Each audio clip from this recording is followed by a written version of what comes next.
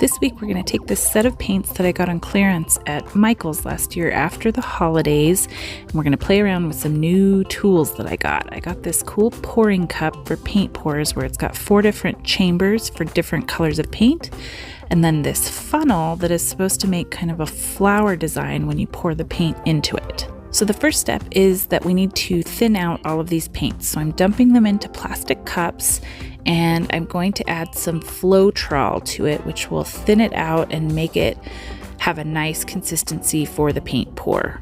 So you just want to make sure that you add the Floetrol to each of the colors and mix it really well so that there's no white showing. It'll blend with each of the colors, and you want a nice pouring consistency. This paint is a little tricky. The reason why I set it aside to use it for a pour is because it's the Michael's Craft Smart brand, and that is probably one of my least favorite brands of paint because it's just kind of thin and it doesn't get the greatest coverage. So when I had tried to paint some rocks with this, it was taking too many coats. So it's going to be interesting to see how this plays out. Now I'm going to just take 4 of the colors and add it to this unique pouring cup. And I found this on Etsy after seeing it on another YouTube video, and it just intrigued me, the idea of being able to split the colors up like this and have them pour on instead of layering them in a plastic cup and pouring them. And I liked that it had a little spout so that it would be a little more directed when you poured it out. So I'm going to pull out my trusty plate, and I'm going to use a little pizza thingy, technical term there, things that are in the center of a pizza, to set the rock on top so that hopefully the paint will drip down all the sides of the rock. So let's see how this works. The first thing that I noticed that was different about the pouring cup versus layering it in a plastic cup is that not as much came out because the spout kind of narrows it, and so the paint doesn't come out in the same width, I guess would be the answer. So I just poured it all on, and I got it on there fairly thick, and then I just tipped the rock to get full coverage. And I think it made a really pretty pattern on this first try. Now I'm going to do another rock, but the thing I'm going to do different here is I'm going to layer 2 colors in each of the compartments where you can put the color. So there's 1 layer of colors, and then on top of them I added some different colors. So this should add even more dimension. So this rock's a little larger, so I'm going to set it on top of a Starbucks cup that I saved, and let's see how this works. I think layering the colors the way I did with 2 colors in each well really gave this one more dimension. There's a lot of pretty colors in here, and you can see them swirling out as it gets to the bottom. Again, it comes out thinner, so you can kind of create these little swirlies like I'm doing here, and here's a little sped up version of it kind of dripping off of the rock. And then I decided to take a straw and blow the design out so it didn't have such defined kind of squiggly lines, and I wanted to expose some of the colors underneath. One of the important directions that came with this cup is that you have to rinse it out in cold water because hot water can warp the cup because it's actually 3D printed.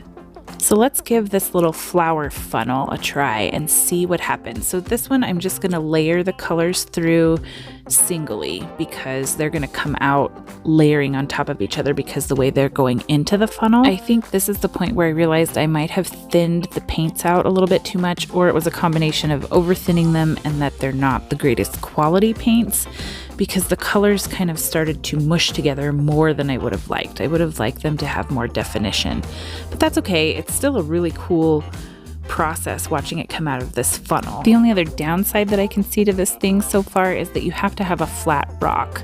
I was trying to use a regular natural rock that wasn't a Santorini, but I didn't have anything flat enough. So I think that could be one potential downfall if you don't have a flat rock to use this, but still a lot of fun. The way I saw it being used when I stumbled across it, it was being used on a canvas. So obviously that's flat and it works well, but I think it worked well on this Santorini, and I'm just kind of tipping the Santorini and blowing the design out with a straw, so it didn't really end up being a flower after all.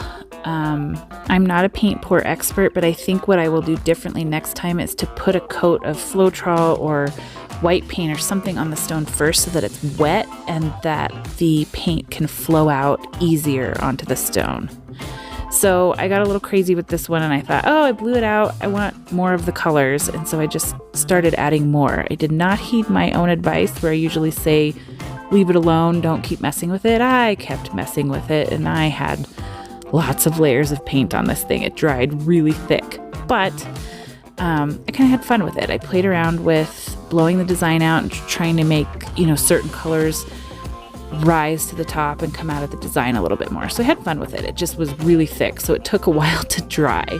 I think this is also the point where I fully embraced that I was going to make a mess. I usually try and keep my Chucks pads that I paint on top of nice and clean so that I can use them over and over and over again, and they're nice and white when I make the videos. But once this started dripping, I was like, all right, we're making a mess. Let's commit, and we will make a full mess while we're at it here.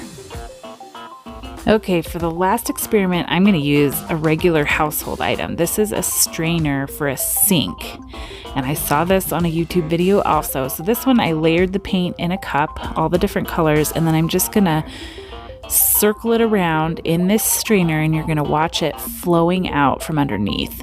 So again, if the paint had separated from each other a little better, I think this design would have been really awesome coming out. That's how the one on the video that I saw looked, but that person was very experienced at doing this, so I just thought it was a really cool look as it flowed out. Such a cool idea to use a simple household item to create this design. So once I poured out all the paint, I lifted the strainer off and let the paint settle in the middle until it was completely covered, and then I did some tipping with this rock as well to make sure that the design went to both sides and had full coverage off of the sides. I got my fingers nice and dirty, and then attempted to move the center of the flower back to the center of the stone.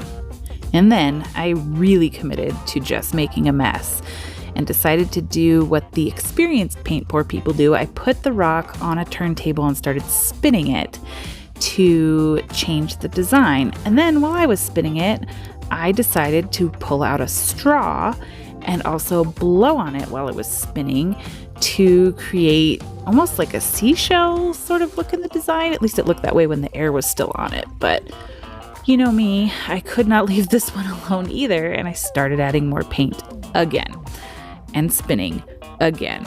So you can see my poor Chucks pad. It looked like a paint massacre in there, but I had a lot of fun with this. It was a total experiment. The spinning is actually a lot of fun. I think I'm gonna have to try that again, maybe with a better setup for the cleanliness. And I am gonna play with these tools again, the strainer, the pouring cup, and the flower funnel with some better quality paints. But this was the first rock. Turned out really good, except that when they were drying, I spread out beyond my normal area, and my husband accidentally put his arm in it when he was reaching to show me something. And then this was the second rock. It's pretty large. I like how this one dried. I think it's got a beautiful marble look. This is the third rock with the flower funnel. And then this is the last rock, which I think ended up being my favorite out of all of them. The white paint actually had some glitter in it, so you can kind of see that shimmer in this one as well. So these new tools are definitely going to have to be in some more videos to make sure we experiment a little bit more with them. Thank you so much for stopping by to watch today, and I'll see you next time. Take care.